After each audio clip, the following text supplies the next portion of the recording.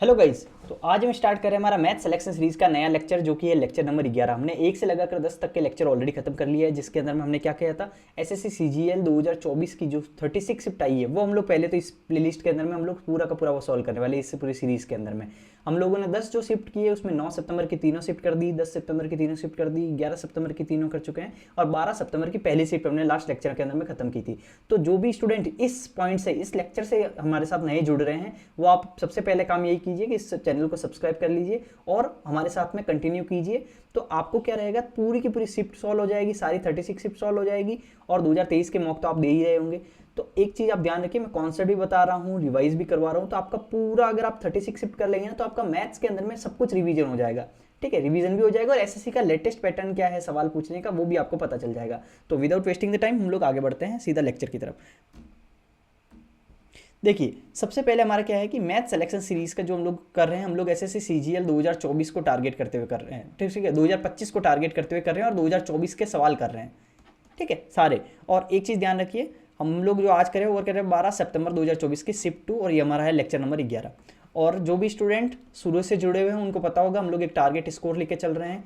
शुरू से हमने पहले लेक्चर से स्टार्ट किया था तो सभी हमने टारगेट सेट कर लिया था कि हमें प्री के अंदर 50 आउट ऑफ 50 मैथ्स के अंदर में लेके आने हैं और मेंस के अंदर में 90 आउट ऑफ 90 लेके आने हैं। और जो भी स्टूडेंट शुरू से कर रहे हैं उनको पता होगा कि मेरे मैथ्स के अंदर में मेंस में 90 आउट ऑफ 90 रहे हैं।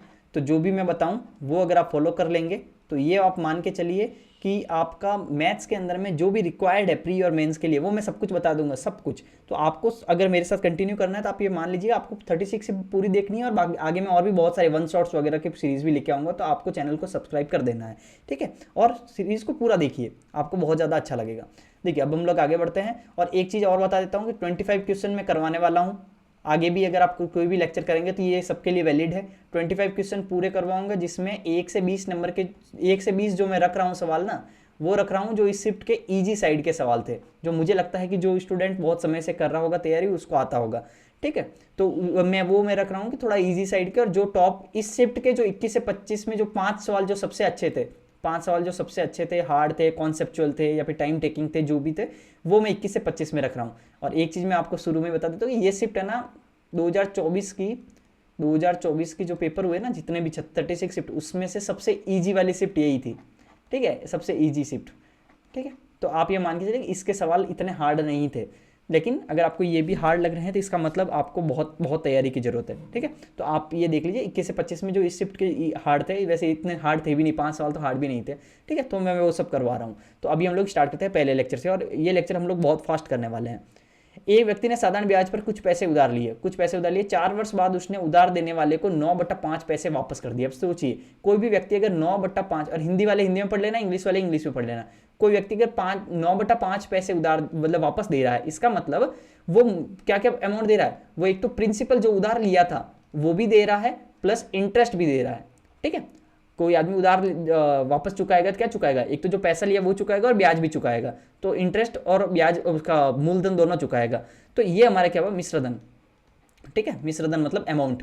तो अमाउंट जो हमने उसने चुकाया, अब देखिए 9/5 अगर वो वापस चुकाता है, इसका मतलब 4/5 तो ब्याज था और एक क्या था, उसका अमाउंट था। यही होता है ना इसका मतलब, एक तो उसका अमाउंट है, 4/5 उसका ब्याज है। तो 4/5 अगर ब्याज है तो 4/5 का मतलब क्या होता है, 4/5 का मतलब होता है 80%। तो 80% तो उसका हो गया, ब्याज वो चुकाया, लेकिन कितने साल में चुकाया, वो 4 वर्ष का ब्याज चुकाया। तो एक साल टोटल ब्याज अगर 80% है तो एक साल का ब्याज कितना होगा, तो 4 साल का ब्याज 80% है तो एक साल का हो जाएगा 20%। ठीक है, तो ये हमारा 20% उत्तर हो गया। चलो नेक्स्ट, ये हमारा हो गया एक बिंदु टी से एक वृत्त की स्पर्श रेखा की लंबाई 32 सेंटीमीटर है। एक वृत्त है, ये वृत्त है, इससे एक बिंदु टी है, इससे इसकी स्पर्श रेखा की लंबाई क्या है, 32 है। आगे टी से केंद्र की दूरी, ये टी से केंद्र की दूरी कितनी है, 40 है। तो वृत्त का व्यास बताइए। अब देखिए इस पॉइंट से यहाँ पे मैं एक लाइन मारता हूँ, और एक चीज़ ध्यान रखिए कि कभी भी कोई भी बाहरी पॉइंट से, कोई भी बाहर वाले पॉइंट से किसी वृत्त के ऊपर में, किसी सर्कल के ऊपर में एक टेंजेंट खींचा जाता है, कि स्पर्श रेखा खींची जाती है, तो वो हमेशा, अगर मैं ऐसे लाइन बना दूँ तो यहाँ पे ये 90 डिग्री का कोण बनाती है। ठीक है, 90 डिग्री का कोण बनाती है। तो ये चीज़ ध्यान रखिए कि यहाँ पे क्या है, ये 90 डिग्री है। अगर ये 90 डिग्री है तो आप सोचिए कि रेडियस क्या होगा, रेडियस का स्क्वायर प्लस 32 का स्क्वायर बराबर क्या होगा, 40 का स्क्वायर, और रेडियस का स्क्वायर बराबर हो जाएगा 40 का स्क्वायर माइनस 32 का स्क्वायर, और 40 और ए स्क्वायर माइनस बी स्क्वायर है, ए स्क्वायर माइनस बी स्क्वायर। अब इसको ऐसे मत करना 40 को स्क्वायर करो 32 का स्क्वायर, ऐसे मत करना। 40 का स्क्वायर माइनस 32 का स्क्वायर मतलब ए स्क्वायर माइनस बी स्क्वायर मतलब ए प्लस बी, ए माइनस बी, ए प्लस बी क्या होगा 40 30 70 72 इंटू उसका अंतर हो जाएगा 8। अब इसको और कैसे करते हैं देखो, अब इसको भी गुणा मत कर देना, 72 का 36 बाहर निकलो, 36 का ये 6 का स्क्वायर बन जाएगा, और 72 में 2 बचा, 36 इंटू 2 होता है 2, वो 2 को 8 से गुणा करोगे तो 8 दूनी 16 हो जाएगा, और 16 का 4 स्क्वायर आ जाएगा। समझ गए ना? तो r बराबर हो जाएगा 6 इंटू 4। अगर ये कैलकुलेशन नहीं समझ में आई थी, अब समझ गए ना? 72 को मैंने 36 इंटू 2 में तोड़ा, और 8 को मैंने क्या किया, उस 2 से मल्टीप्लाई कर दिया। ठीक है, तो ये हो गया हमारा 24। ये रेडियस 24 आ गई, तो हमें क्या पूछा था, हमें व्यास पूछा था, तो हमारा 48 हो जाएगा, डबल होता है ना, तो हो गया। चलो आगे तीसरा, एक चोर जिसका एक पुलिसकर्मी द्वारा पीछा किया जा रहा था, शुरुआत में 150 मीटर आगे था। एक चोर था, एक चोर है, एक पुलिस है, ये दोनों इधर से ऐसे भाग रहे हैं। ठीक है, ये चोर है और ये पुलिस है। तो अब सोचिए कि ये दोनों ऐसे भाग रहे हैं, इधर साइड में भाग रहे हैं।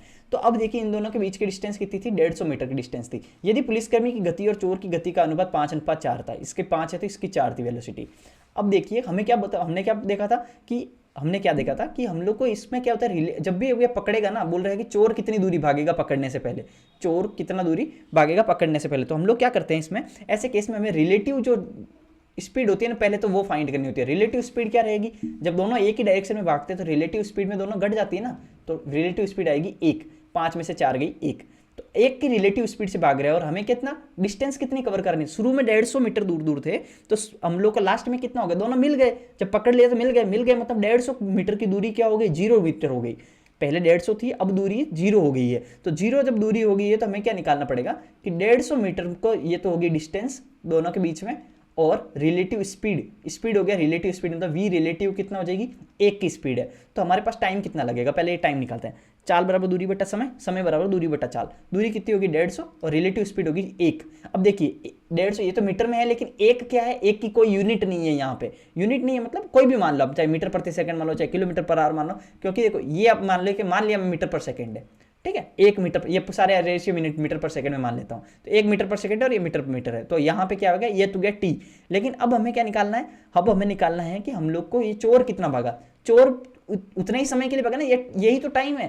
पुलिस भी इतनी देरी भागा, चोर भी उतनी देरी भागा, तो कितना टाइम भागा, कितनी दूरी भागा, तो दूरी बराबर क्या होता है, चाल इंटू समय। तो चाल मतलब वेलोसिटी इंटू टाइम। अब वेलोसिटी कितनी होगी, वेलोसिटी हमें चोर के द्वारा निकालना है, चोर कितना भागा, तो चोर की वेलोसिटी कितनी थी, चोर की वेलोसिटी 4 थी, तो 4 वेलोसिटी इंटू टाइम, टाइम हो गया 150, तो 15 चौका 60, समझ गए। तो 600 मीटर भागा।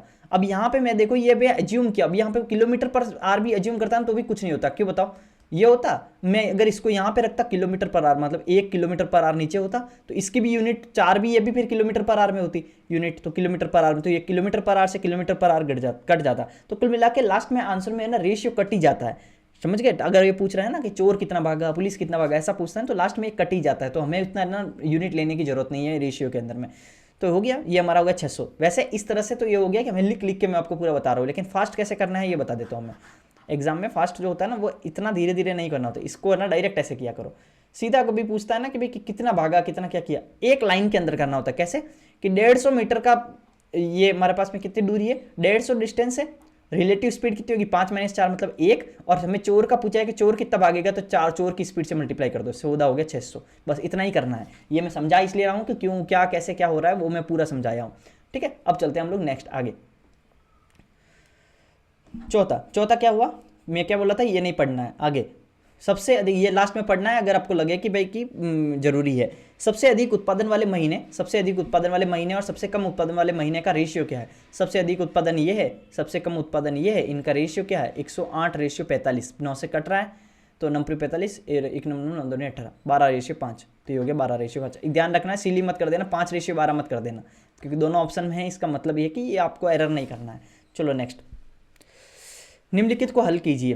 तो 2 और 1 ये पूरा एग्जाम में वापस नहीं लिखना है, ध्यान रखना, सीधा स्क्रीन पे सॉल्व करो। 2 और 3, 3 × 4, 4 × 16, 16 में डिवाइड किया। हमें क्या पता है कि सबसे पहले ऑफ सॉल्व होता है, इधर तो हमने कर लिया, लेकिन इधर में ऑफ है और भाग में से कौन सा सॉल्व होगा, ऑफ पहले सॉल्व होगा। तो ये हो गया 2, अब 2 ये हो गया 2 इंटू 8 माइनस 1, यही बचा, ये तो सॉल्व कर लिया हमने। अब यहाँ पे भाग सॉल्व होगा कि गुण, यहाँ पे भाग सॉल्व होगा फिर बाद में, तो 16/2 कितना हो जाएगा 8, 8 इंटू 8 माइनस 1, 8 और 64 में से 1 गया 63। चलो नेक्स्ट, 44 सेंटीमीटर, ये find the area of A sector with an arc length of 44 centimetre which subtends A central angle of 30 degree. अब हमें क्या पूछ रहा है कि एरिया निकालना है हमें सेक्टर का, सेक्टर का हमें क्या निकालना है, एरिया निकालना है। सेक्टर का एरिया का फॉर्मूला क्या होता है, 1/2 इंटू एल इंटू आर, यही होता है ना, 1/2 इंटू एल इंटू आर। तो एरिया बराबर हो जाएगा 1/2 इंटू एल। एल हमारे पास में चाप की लंबाई कितनी होगी, आर की लेंथ कितनी है 44, लेकिन रेडियस हमारे पास में नहीं है, ठीक है। तो अब यहाँ से हमें रेडियस निकालना पड़ेगा, लेकिन मैं थोड़ा ट्रिक बताता हूँ आपको। यहाँ से अगर हम ऐसे लेके आता हूँ तो आपको पता है कि यहाँ पे मैं काटूंगा तो ये 22 बचेगा, तो 22 में 11 है तो 11 का मल्टीपल होगा एरिया। मुझे रेडियस फाइंड करने की जरूरत नहीं है, ध्यान रखना, जरूरत नहीं है। ये एग्जाम में समय बचाने के तरीके हैं। यहाँ से आप 11 का मल्टीपल भी देख सकते हो, देखते हैं। 8 और 8, 8 और 4 12, 12 में से 8 और 1 9 गया, 12 में से 9 गया तो ये 0 नहीं बन रहा, तो ये नहीं होगा आंसर। 5 और 4 9, 8 और 1 9, एक तो ये आपका 9 11 का मल्टीपल है। एक 8 और 8 16, 16 में से 4 1 5, ये भी है। और 8 4 12, 8 और 1 9, 12 में से हट गया, ये भी नहीं है। तो कहने का मतलब हमारे 2 ऑप्शन यहीं पे खत्म हो गए, तो इन दोनों में से ही है। कभी टाइम कम बचता है तो तुक्का मारना भी होता है, इन दोनों में मारना है, कहने का मतलब ये है। अगर एक ही होता तो फिर तो वही आंसर होता, फिर हमें आगे करने की भी जरूरत नहीं होती। अब देखते हैं रेडियस स्टार्ट करते हैं। तो रेडियस कैसे फाइंड करेंगे, रेडियस फाइंड करने के लिए हमें θ/360 इंटू 2πr, ये होता है बराबर एल, यही होता है ना। चाप की लंबाई क्या होती है, आर की लेंथ क्या होती है, θ/2πr इंटू θ/360 इंटू 2πr, यही होता है ना। तो थीटा हमारे पास में 30 डिग्री दिया हुआ है। मैं ये चीज़ ये शिफ्ट ना, ये आज का वीडियो फास्ट क्यों कर रहा हूँ, क्योंकि इजी सवाल मैं सोच रहा हूँ कि इजी ही है, तो फास्ट चलते हैं। Into 2 into 22/7 into are.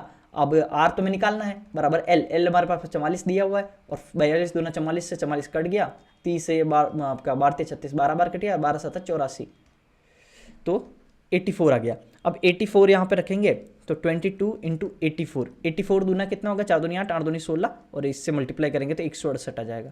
तो 8 8 से 14 4, सल का 1 6 7 8 1 8 8 1848, ये हो गया आंसर। समझ गए।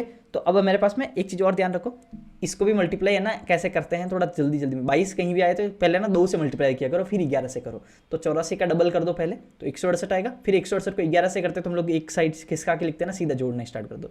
या फिर वो भी कर सकते हो कि 168 आता ना, तो ऐसे भी कर सकते हो, 11 का मल्टीपल करते हो ना, तो पहले यही वाले नंबर लिखो, फिर इसको जोड़ो, 8 और 6 14 4, सल का 1, फिर इसको जोड़ो 6 और 1 7, 7 और 1 8, फिर लास्ट वाली वापस लिख दो, ये हो गया 1848। ये भी मल्टीप्लाई है 11 का, ठीक है। चलो नेक्स्ट, ये क्या हुआ, ये सब नहीं पढ़ना है आगे। यदि छात्र ने अंग्रेजी 3 घंटे पढ़ी, अंग्रेजी कहाँ है, ये रही, 3 घंटे पढ़ी, मतलब 15% की वैल्यू 3 है।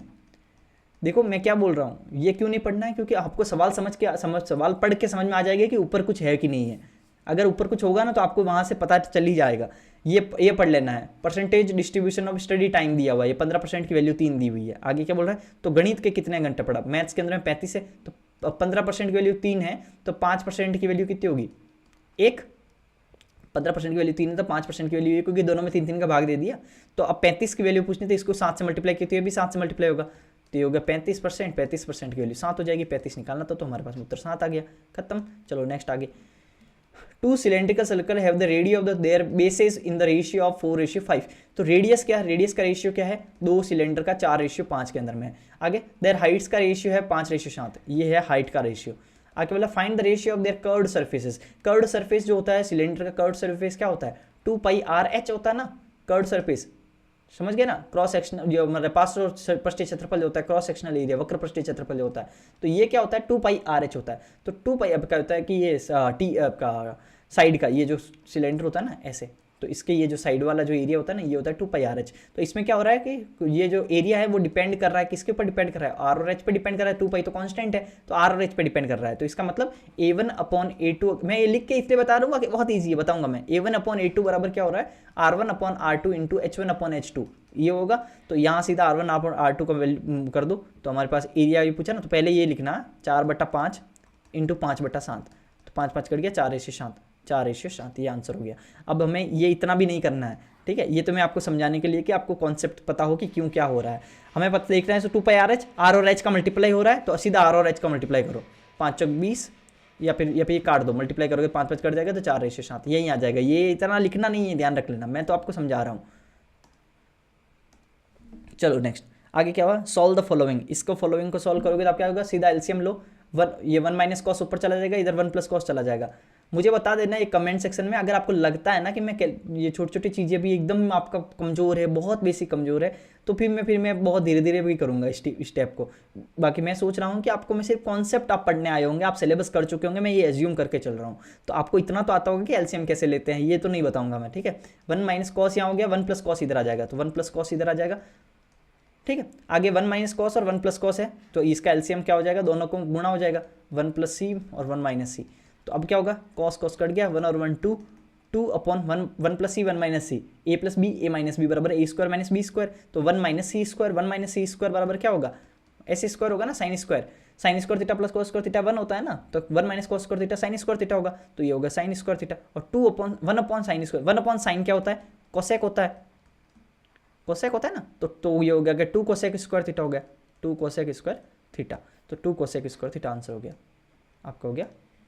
नेक्स्ट, एक वस्तु का अंकित मूल्य 180 है, मार्केट प्राइस क्या है आपका 180 है, इसे 15% की छूट पर बेचा जाता है, तो छूट कितनी है, तो 15% की छूट है, 15% ऑफ 180, यही हुआ ना, 15% ऑफ 180, 15% ऑफ 180 क्या होगा, इसको पहले 5% निकाल दो तो जल्दी होता है, ऐसे क्या करो, 90 9 हो गया, तो 5% 9 होता है, तो 15% कितना हो गया, 29 27, तो ये हो गया 27। मल्टीप्लाई भी कर सकते हो, ऐसा कुछ बड़ी बात नहीं है, लेकिन ऐसा भी कर सकते हो, पहले 5 कर दो, फिर उसको 3 से और कर दो, डिवाइड। हमेशा ना गुणा ना डायरेक्ट करने का भी ट्राई मत करो, कभी कभी होता है ना 15 का 18 से करना, तो डायरेक्ट मत करो, 15 को 5 और 3 सोचो, ऐसे कर दिया करो, ठीक है। तो आप पहले क्या कर दो, 5 को 18 से कर दो, फिर 3 गुना कर दो, ये भी हो सकता है, ये भी ईजी है।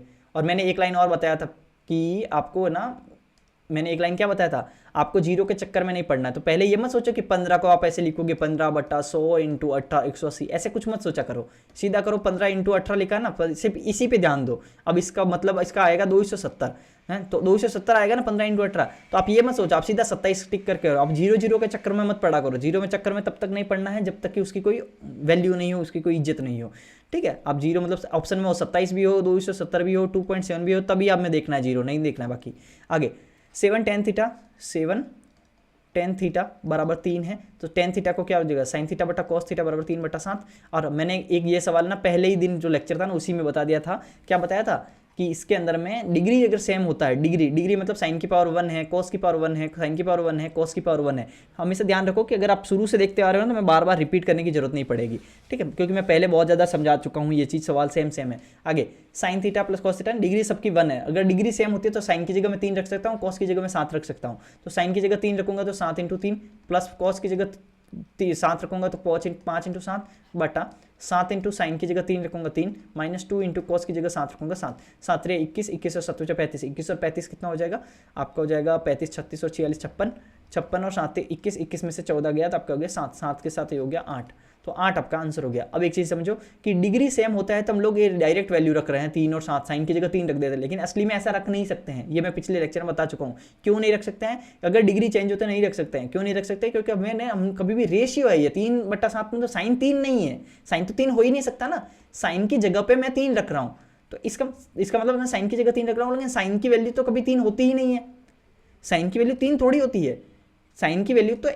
-1 से लगाकर 1 तक की वेरी करती है ना, 1 से ज़्यादा साइन की वैल्यू होती ही नहीं है, तो हम 3 कैसे रख सकते हैं, क्यों रख सकते हैं, क्योंकि ये रेशियो हम डायरेक्ट ऐसे नहीं रखना है, हम रखते हैं हमेशा हम के मान के रखते हैं, 3k और 7k रखा जाता है, तो डिग्री अगर सेम है तो हम लोग का यहाँ 3k आएगा, 7k आएगा, 7k आएगा, 3k आएगा, तो हमारा k तो कट गया ना, तो इसीलिए हम लोग रख रहे हैं, जब डिग्री सेम है तो k कट गया, लेकिन मान लो कि 7 साइन थीटा की जगह 7 साइन स्क्वायर थीटा होता है, बाकी सब ये सही होता, तो 7 साइन स्क्वायर होता तो फिर ये 3k का स्क्वायर हो जाता, तो 9k स्क्वायर बन जाता। अब 9k स्क्वायर इधर k है, तो फिर वो है ना कटता नहीं k, तो तब जब भी है ना डिग्री हमारा सेम नहीं होता है ना, तो हम लोग ऐसे वैल्यू नहीं रख सकते, जब डिग्री सेम है तो कट ही जाना है, ये जो वेरिएबल है ये तो कट ही जाना है ना, तो हम रख सकते हैं। हम समझ गए ना, पूरा का पूरा डेप्थ पे बता दिया हूँ। चलो आगे चलते हैं, ये नहीं पढ़ना है, आगे सीधा सवाल पढ़ो। यदि टेनिस और फुटबॉल पर कुल व्यय इतना है, टेनिस और फुटबॉल, टेनिस कहाँ गया, ये हो गया टेनिस और ये हो गया फुटबॉल पे कुल व्यय मतलब 15 14 29% की वैल्यू कितनी है 145, 000।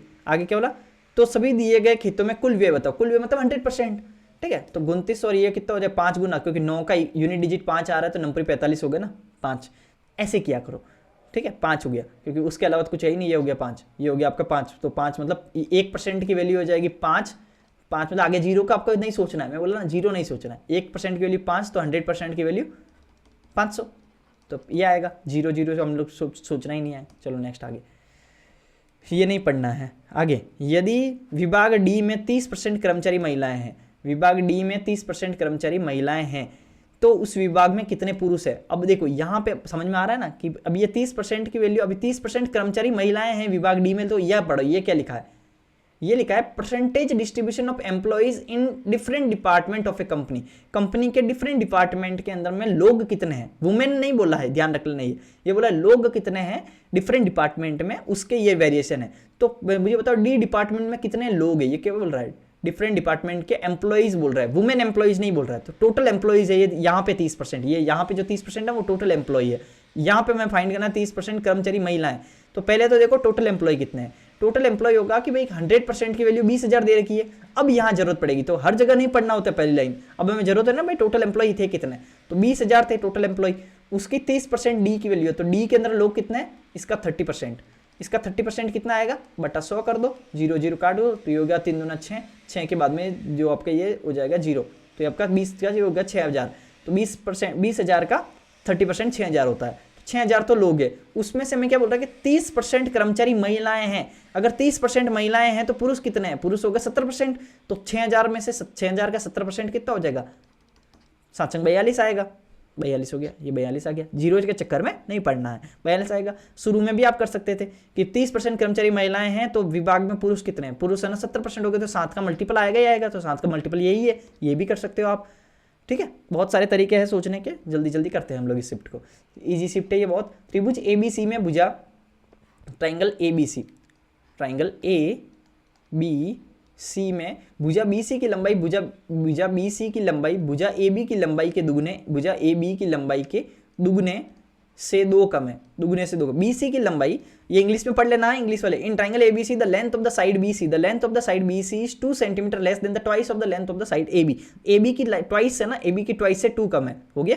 आगे चलते हैं, आगे क्या बोल रहा है, the length of the side AC exceeds the length of the side AB by 10 centimetre. तो AC की साइड है ना, AB की साइड से है ना 10 सेंटीमीटर एक्सीड कर रही है, x + 10 है, समझ गए ना। आगे क्या बोला, this the perimeter of the triangle is 40 centimetre. Perimeter मतलब परिमाप है 40, परिमाप 40, पहले परिमाप जोड़ो। परिमाप क्या होता है, तीनों राशियों का, तीनों साइड का सम, तीनों साइड का सम क्या होगा, x और 2x 3x, 3x और x 4x, 4x और +10 और -2, तो हो गया +8। 4x + 8 की वैल्यू में दे रखी है कितनी, 40, तो ये हो गया 32 और x बराबर हो गया 8। ठीक है, x अगर 8 है तो यहाँ पे हमारे पास में ये क्या बोला, त्रिभुज की सबसे छोटी भुजा की लंबाई बताओ, तो इस x की वैल्यू हो जाएगी 8, इसका हो जाएगा 8 दूनी 16 में से 2 गया 14, और ये हो जाएगा 8 और 18, तो इनमें से छोटी कौन सी है, यही है 8।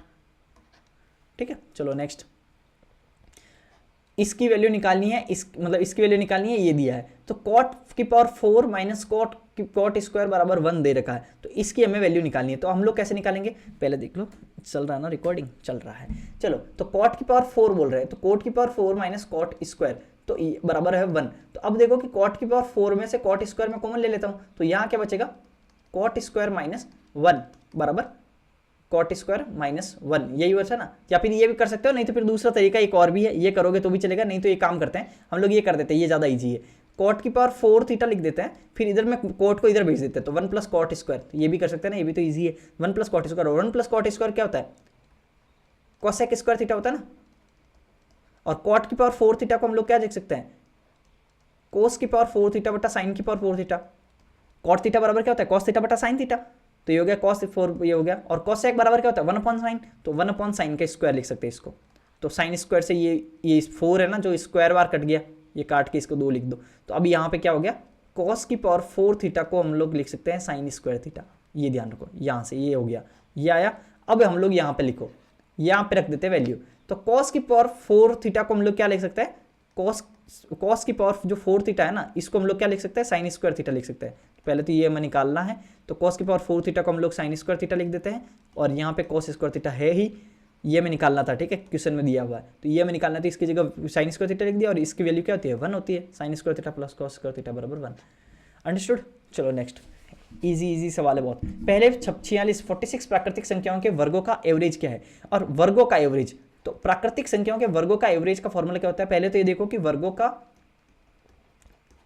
का योग सम ऑफ स्क्वायर, तो सम ऑफ स्क्वायर का फॉर्मूला क्या होता है, पहले सम देखते हैं, एवरेज बाद में देखेंगे। सम ऑफ स्क्वायर का फॉर्मूला होता है n+1 2n+1 अपॉन 6, ये होता है, ठीक है। ये पिछले लेक्चरों में मैंने बता दिया है, ये होता है सम ऑफ ऐसा 1 square plus 2 square plus 3 square ऐसे करके अगर n तक है ना, n स्क्वायर, तो इसका फॉर्मूला ये होता है, इसका सम ये होता है, समझ गए। और ये भी बता देते हो घनों का, ये तो वर्गों का योग था, अब घनों का अगर योग आया ना, इस sum of cubes, sum of cube मतलब 1 cube plus 2 cube plus 3 cube ऐसा होता है, तो उसका फॉर्मूला क्या होता है, उसका फॉर्मूला होता है n+1/2, ये 1 लिखा है, ठीक है, n+1/2 का होल स्क्वायर, ये होता है। और अब मैं ये भी बता देता हूँ कि डायरेक्ट नेचुरल नंबर का n नेचुरल नंबर का सम, 1 + 2 + 3 + n, ये होता है। तो इसका क्या होता है, इसका होता है n+1/2, ये होता है। तो आपको क्या समझ में आया कि ये जो है ना n+1/2 इसी का जस्ट स्क्वायर है यहाँ पे तीसरे में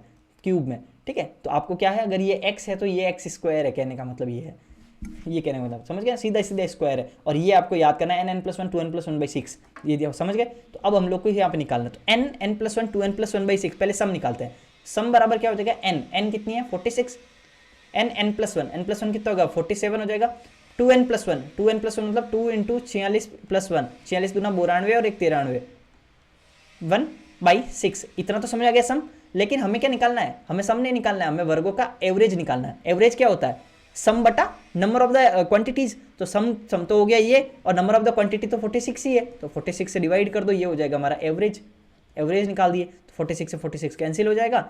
अब 6 और ये होगा 3 से कट रहा है, क्या ये 3 से कट रहा है, 3 दूना 6 और ये हो जाएगा आपका 3 × 9 31, ठीक है, 31 और इसको 47 को मल्टीप्लाई कर दो, तो हमारे पास में पहले तो ये 47 ही आ गया, फिर 7 × 21 का 1 असल का 2 4 × 12 13 14 और 7 4 × 1 5 4 और 1, तो ये होगा 1457/2। तो यहाँ से 14 इसका हो जाएगा 726, आपका 28 दूना 56, 728.5, अंडरस्टूड, 728.5 हो जाएगा। तो ये आपका हो गया सवाल। चलो नेक्स्ट आ गया, लाभ प्रतिशत ज्ञात कीजिए। दिया गया है कि सिद्धि ने अपना स्कूटर इतने रुपए में बेचा जिससे उसके विक्रय मूल्य का 1/6वां भाग लाभ हुआ। ध्यान रखना, लाभ जो होता है ना, वो असली में लाभ जो निकलता है ना, लाभ परसेंटेज या लाभ जो भी निकलता है, लाभ हानि जो होती है वो क्रय मूल्य पे देखी जाती है, जो कॉस्ट प्राइस पे देखी जाती है। जब भी प्रॉफिट और लॉस देखा जाता है वो हमेशा कॉस्ट प्राइस पे देखा जाता है। लेकिन हमारे सवाल में क्या बोला कि उसका जो लाभ है ना वो विक्रय मूल्य के कंपेयर में है, मतलब सेलिंग प्राइस के कंपेयर में है, सेलिंग प्राइस से कंपेयर किया जा रहा है। तो अब ये सोचो कि मान लो एक कॉस्ट प्राइस है, एक सेलिंग प्राइस है। सेलिंग प्राइस का 1/6वां भाग लाभ है, तो पहले बताओ सेलिंग प्राइस को मैं 6 मान लेता हूँ, 6 का 1/6 कितना होता है, 1 होता है ना, तो 1 उसका लाभ है। कोई सामान 6 में बिका और 1 लाभ है, तो मतलब वो लाया कितने में था, 5 में लाया था। कोई सामान 6 में, आपने कोई सामान 6 रुपये में बेचा और आपको 1 रुपये का लाभ हुआ, इसका मतलब आपकी खरीदारी कितने में थी, 5 रुपये में थी ना। तो आपको अगर सेलिंग प्राइस 6 है तो कॉस्ट प्राइस उसकी 5 है। तो अब ये बोल रहा है कि लाभ का रियल में परसेंट क्या है, रियल परसेंट क्या हो गया, 5 की चीज़ 6 में बेची गई, तो 5 की चीज़ 6 में बेची गई तो 1 का फायदा हुआ। जो 1 का फायदा हुआ, तो अब मैं क्या बोला था, लाभ परसेंट हमेशा किस पे निकलता है, क्रय मूल्य पे निकलता है ना। तो क्रय मूल्य पे निकलता है, तब इसका मतलब क्या हो गया, 1/5 का फायदा हुआ, 1/5 का मतलब 20%। अंडरस्टूड।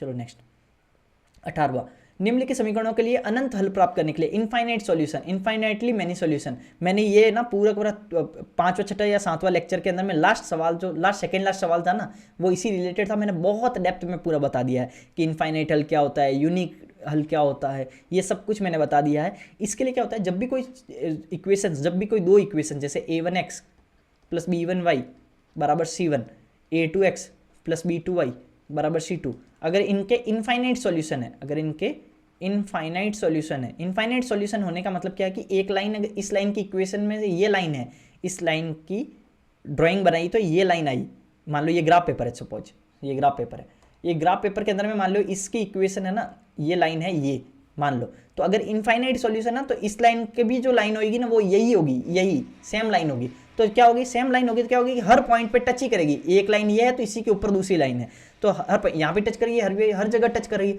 हर जगग टच करेगी, तो मतलब हर सॉल्यूशन है ना, कोई भी लाइन का कोई भी पॉइंट, हर पॉइंट सॉल्यूशन है। तो सॉल्यूशन क्या होता है, कोई भी दो इक्वेशन को, जैसे हम लोग ये लिखे 2x + 3y = 4 और 4x + 6y = 8, ऐसा कुछ लिख दिए। 4x + 6y = 8 नहीं लिख के 4x + 6y बराबर, या फिर 4x + 5y = 9, ऐसा कुछ इक्वेशन दो है। जब भी इन दोनों को सॉल्व करते हैं, जो x और y की वैल्यू आती है ना, वो क्या वाली, वो असली में होता क्या है, वो ये होता है कि कोई भी ग्राफ में अगर मान लो दो इक्वेशन है ना, तो ऐसे है ना, दोनों क्रॉस करके जिस पॉइंट पे ये दोनों लाइन क्रॉस करते हैं ना, तो ग्राफ है, ध्यान रखना है। तो ग्राफ अगर दो लाइन जिस पॉइंट पे क्रॉस करते हैं ना उसका पॉइंट होता है ये एक्स और वाई, ठीक है। जब भी दो इक्वेशन को सॉल्व किया जाता है तो उसका जो क्रॉसिंग पॉइंट होता है ना वो देता है एक्स और वाई ये होता है। लेकिन अब सोचो कि ये लाइन तो दोनों एक ही ओवरलैप करेगी, जब भी दो लाइन ओवरलैप कर रही है तो वो तो हर जगह टच कर रही है, एक जगह थोड़ी टच कर रही है।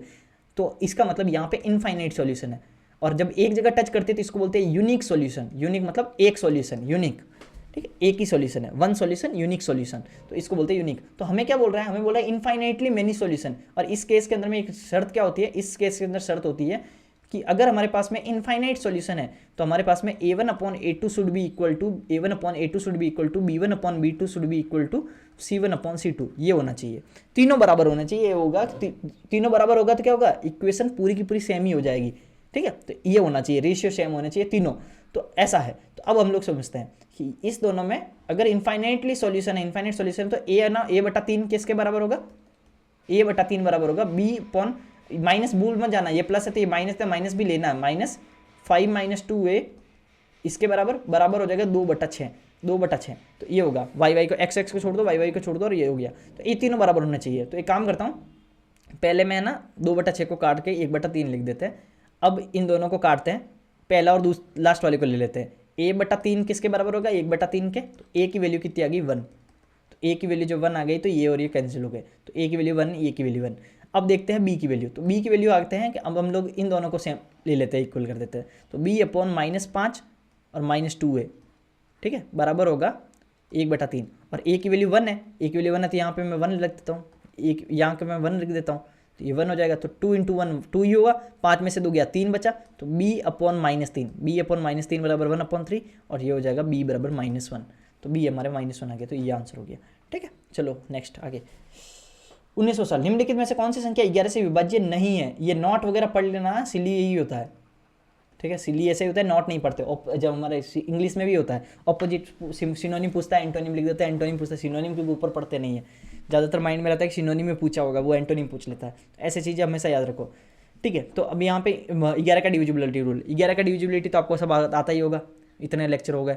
3 और 1 4, 4 और 0 4, 9 और 5 14, 14 में से 14 और 1 15, तो 15 में से 4 गया, क्या हो गया 11। तो ये तो है लेकिन हमें नहीं पूछा है, तो ये हमारा आंसर नहीं होगा। ये 11 का डिविजिबल है लेकिन हमें नहीं वाला पूछा है। आगे 5 और 4 9, 5 और 4 9, 9 - 9 0, ये भी है, तो ये भी हमारा आंसर नहीं होगा।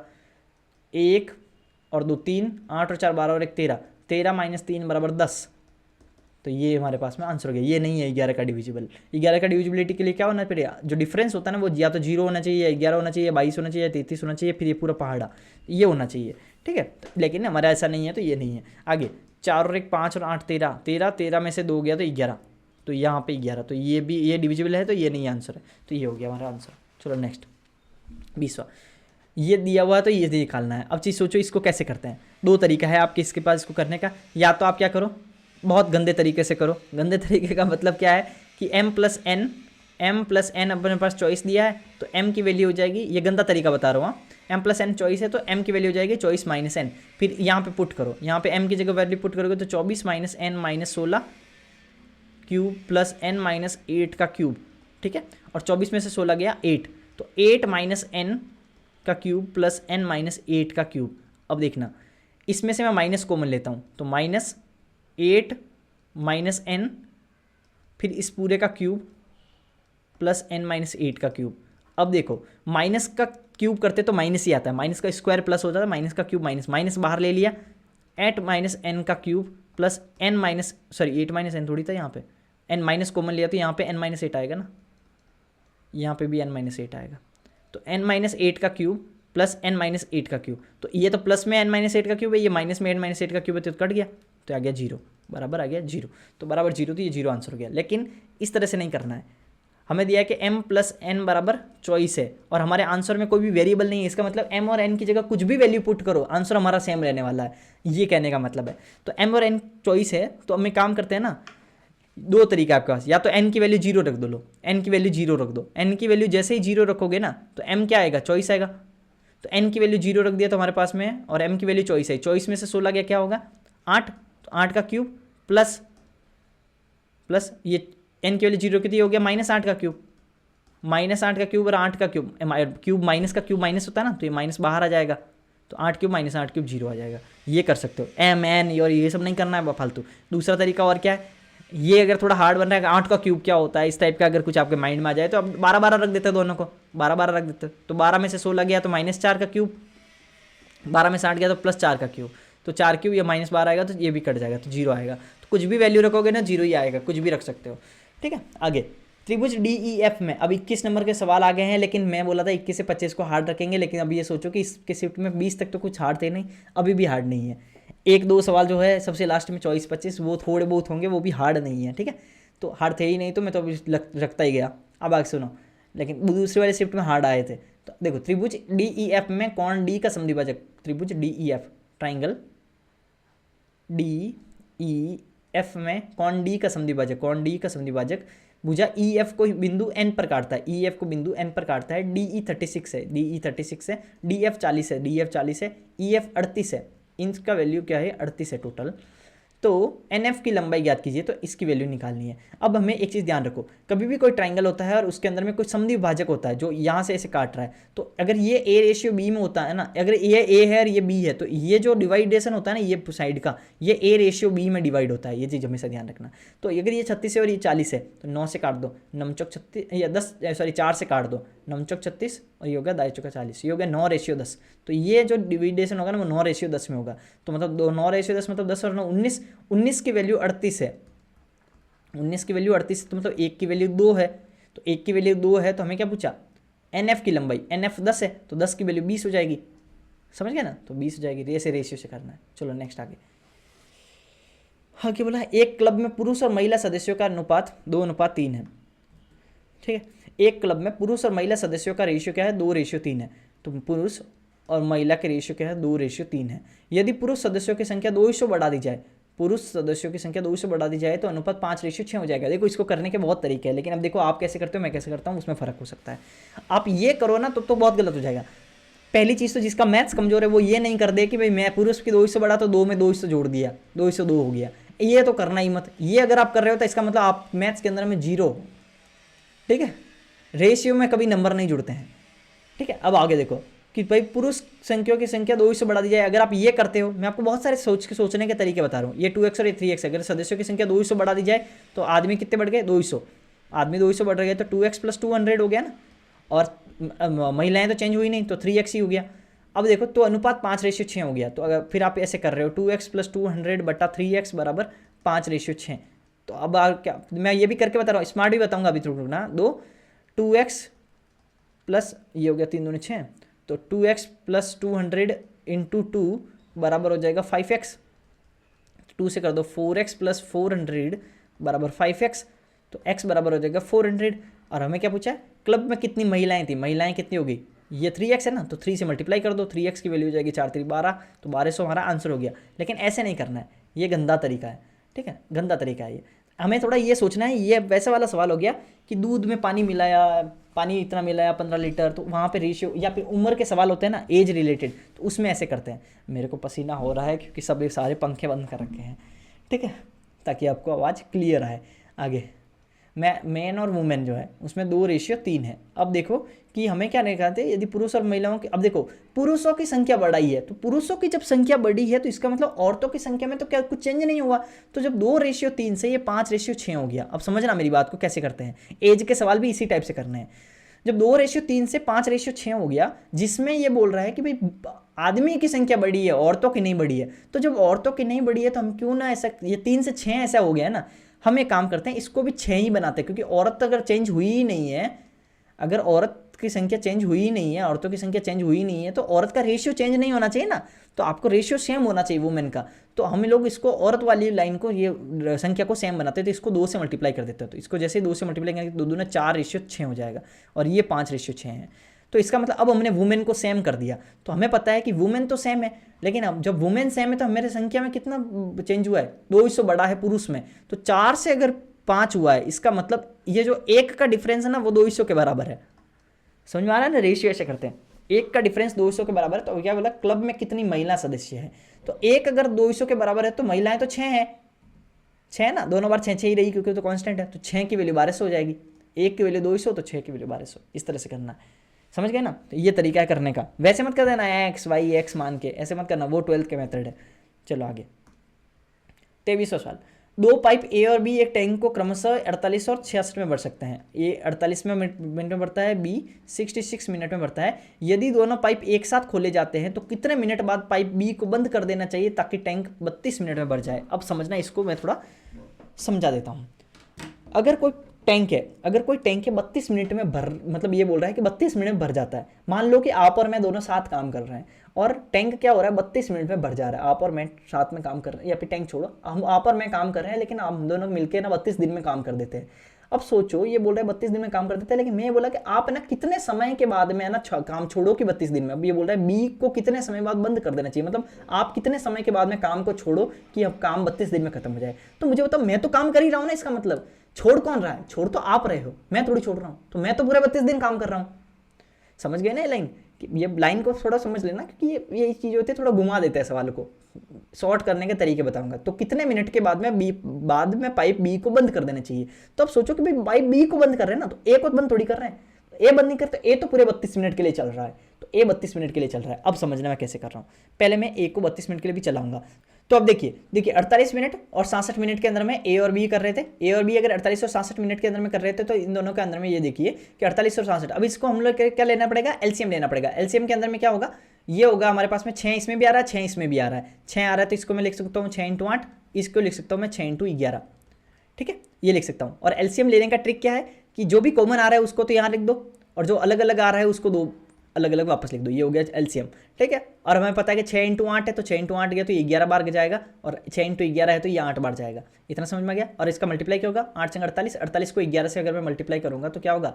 8 को 8 लिख दो, 8 और 4 12, 12 का 2, हसल का 1, 4 और 1 5, 528। तो 528 हो गया हमारे पास में पूरा काम। तो 528 काम हो गया। अब 528 काम है और 6, ये हमारे 528 काम है और 11 को 8 की कैपेसिटी है। अब सोचो ये क्या बोल रहा है? ये बोल रहा है यदि दोनों पाइप एक साथ खोले जाते हैं तो कितने मिनट के बाद में पाइप बी को बंद कर देना चाहिए ताकि टैंक 32 मिनट भर जाए। तो पाइप बी बंद हो रहा है, ए थोड़ी बंद हो रहा है। ए तो 32 मिनट काम कर रहा है, तो मैं ये फाइंड कर लेता हूँ कि ए कितनी देर तक काम जो 32 मिनट किया है उसके कारण वो कितना काम कर लिया। तो 32 मिनट तक जो काम किया ना, 32 मिनट और 1 मिनट में ए कितना कर रहा है? 11 कर रहा है। तो 11 की इस कैपेसिटी से 32 मिनट में कितना काम कर लेगा? 2 का 2, 3 और 2 5 और 3, 352 काम कर लेगा। और 352 जब काम कर लेगा, ए ने 352 काम कर लिया, तो बाकी काम कौन करेगा? बाकी बी करेगा। तो 352 काम पहले तो घटा देता हूँ। 8 में से 2 गया 6, 12 में से 5 गया 5 है 7, 4 में से 3 गया 176। तो 176 जो काम है ना, ये काम मेरे ए के द्वारा तो मैं पूरे जो काम कर सकता था 32 दिन में मैंने निकाल दिया। अब बचा हुआ जो काम है वो बी से करवाना है। बी कितना स्पीड से करता है? बी 8 की स्पीड से करता है। तो 176 काम करने में बी को कितने समय लगेगा? 8 की स्पीड से, तो 8 दूनी 16, 8 दूनी 16 और 8 दूनी 16, 22 मिनट लगेगा। तो 22 हो गया। चलो नेक्स्ट स्टार्ट। आगे 24वां में क्या होगा? एक बगीचे में पहले वर्ष 6 डेजी पौधे हैं। पहले वर्ष 6 डेजी पौधे हैं। तो पहले वर्ष में क्या है? 6 डेजी पौधे हैं। प्रत्येक वर्ष एक माली 3 नए डेजी पौधे जोड़ता है। तो 3 नए जोड़ता है तो मतलब 6 की चीज़ 1 साल के बाद में 9 हो जाएगी। उसके बाद पहले वर्ष 26 चमेली के पौधे, ये डेजी के पौधे हैं, ये चमेली के पौधे हैं, 26 है। और हर वर्ष 2 कम हो जाते हैं, 2 कम हो गया तो 24 हो गया। पहले वर्ष के बाद डेजी पौधों की संख्या चमेली के पौधों की संख्या के बराबर कब होगी? तो अब सोचो कि ये रोजाना ये ना +3 हो रहा है हर बार, और ये -2 हो रहा है। तो ये 6 होगा, फिर 9 होगा, फिर उसके बाद 12 होगा, फिर उसके बाद 15 होगा, फिर उसके बाद 18 होगा, फिर उसके बाद 21 होगा, ऐसे होगा। और 26 में से 24 है तो ये 22 होगा, ये 20 होगा, उसके बाद में ये 18 होगा यहाँ पे, फिर 16 होगा। तो हमारे पास सेम कब हुई? यहाँ हुई। और ये क्या बोल रहा है? ये लाइन जरूर समझना। ये मत समझ लेना कि 1 2 3 4 5 मत कर देना आंसर। सवाल सही से पढ़ो। पहले वर्ष के बाद ये लिखो आफ्टर द फर्स्ट ईयर। तो आफ्टर द फर्स्ट ईयर पहले साल को छोड़ो, इसके बाद कितना साल लगा? 1 2 3 4, तो 4 हो गया। तो यह 4 आंसर है। 5 भी ऑप्शन में दिया है, यही गलती है, 4 है। सवाल को सही से पढ़ना है। 25वां, every month a man consumes 20 kilogram of rice. Rice है ये, और ये गेहूं है, ये वीट है। तो अभी क्या बोल रहा है? 20 हर मंथ कितना? 20 किलोग्राम तो वो राइस खाता है, और 8 किलोग्राम वो गेहूं खाता है। आगे, the price of rice is 20% of the price of the wheat. Wheat के प्राइस से वो 20% है राइस का प्राइस। तो वीट की प्राइस अगर 5 है तो राइस की प्राइस 1 है, ये बोलना चाह रहा है। समझ में आ गया इतना? तो यही तो है 5 रेशियो, मतलब 1:5 ही तो होता है 20%, 1/5 ही तो होता है 20%, 1/5 होता है ना 20%। आगे क्या बोला? 20% of what resulting in the total expenditure of 300 per month. अगर 300 पर मंथ का एक्सपेंडिचर आ रहा है तो अब सोचो कि 20 इंटू, अब देखना समझना, मैं ये करता हूँ 1:5 ना मान के 5x/x मान लेता हूँ, ताकि x की वैल्यू से हमारा रेट आ जाएगा। तो हमारा खर्चा कितना हुआ, 20 किलो चावल है, x की रेट है तो 20x हमारा खर्चा हो गया चावल पे, और 8 किलो चावल है, 5x रेट है तो 40x हो गया, 8 बचा 40x, 40x और 20x हो गया 60x, और 60x की वैल्यू किसके बराबर है, 300 के बराबर है, तो x की वैल्यू आ गई 5। तो इसका मतलब हमारा प्राइस कितना हो गया, हमारा प्राइस हो गया ये 5 है ना, तो ये 25 हो गया, ये हमारा प्राइस है, ये 25 और 5 प्राइस है, समझ गए, एक्स की वैल्यू रख दी। तो 25 रुपये किलो, ये क्या है, ये तो हो गया कि किलोग्राम, और ये हो गया रुपये, ठीक है, ये रुपये हो गए, ठीक। अब देखो अब क्या बोल रहा है, and wheat combined if the price of the wheat is increase by 20%, price of the wheat is increase by 25 ना 20% बढ़ाया, तो 25-20% बढ़ाने का मतलब क्या हो गया, 5 है ना, 20% में तो 5 पे 1 जोड़ना है, तो हो गया 6, तो 5 की चीज़ 6 हो गई, यही हो ना, तो 5 की चीज़ जब 6 होगी तो 5 की चीज़ 6 होगी, तो 5 ये 25 गुना है, तो 6 भी 25 गुना, तो 25 की चीज़ 30 हो जाएगी, 5 6 हो रहा है तो 25 30 हो गया ना, दोनों 5 गुना हो गया, तो ये हो गया 20% बढ़ा दिया, मतलब प्राइस हमारा 30 हो गया। अब क्या बोल रहा है, what percentage of reduction in the rice consumer, what percentage of the reduction in the rice consumption is needed to maintain the same expenditure of 300, मतलब हमारा खर्चा ना 300 ही है, लेकिन हमारे प्राइस जो है ना, राइस के अंदर जो प्राइस है ना, उसके अंदर में क्या रिडक्शन होना चाहिए। अब सोचो, अब सोचना, राइस किलो तो वही है, किलो तो वही है ना, ये कहला what percentage of reduction in the rice consumption, अच्छा कंजप्शन के अंदर में कितनी कमी करनी चाहिए, तो अब हम यहाँ पे हमें कंजप्शन के अंदर में कमी निकालनी है, तो हमारे पास मुझे बताओ प्राइस तो जो राइस का प्राइस है वो तो 5 ही रहेगा ना, राइस का प्राइस तो 5 ही रहेगा, तो अब सोचो कि प्राइस तो 5 ही रहेगा, और यहाँ पे गेहूँ क्या है, गेहूँ है 8 किलो, 8 किलो गेहूँ है, 30 रुपये का गेहूँ का प्राइस है, 5 किलो आपका राइस है, और उसका 5 रुपये उसका राइस का प्राइस है, और उसका किलो में निकालना है, ये वाई मान लेता हूँ किलो, तो 5y प्लस 8×3 = 24 प्लस 8×3 = 240 बराबर होगा 3, बराबर हो जाएगा आपका 300 रुपये ही होना चाहिए, तो y बराबर क्या हो जाएगा 60/5 मतलब 12,